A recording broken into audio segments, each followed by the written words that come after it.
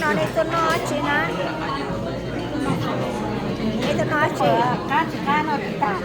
ồ lên tới tôi cho đi tôi này tôi nói này tôi nói tôi cho đi tôi nói phở đó tôi nói tôi cần á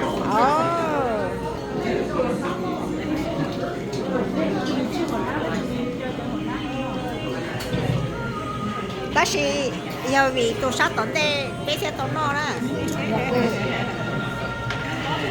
nó tận đây nó thía tôi sát tận nó cái lúc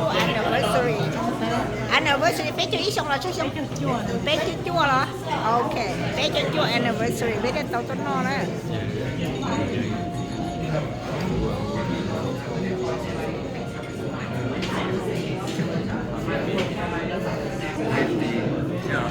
giờ từ cứ nó tôi về Philadelphia tua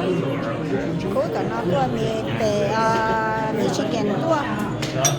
cái như riêng của tôi Michigan tua cái như rộng của tôi North Carolina giống thìa thìa Nom Lwm thìa giống là tua Wisconsin. Are you live?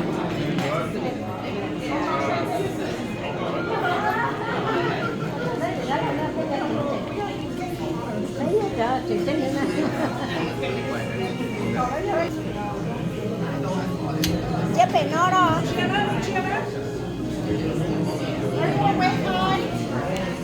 hai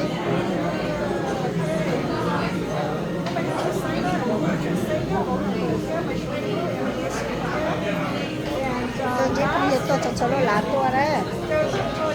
Colorado, Georgia, North Carolina, Michigan, Wisconsin,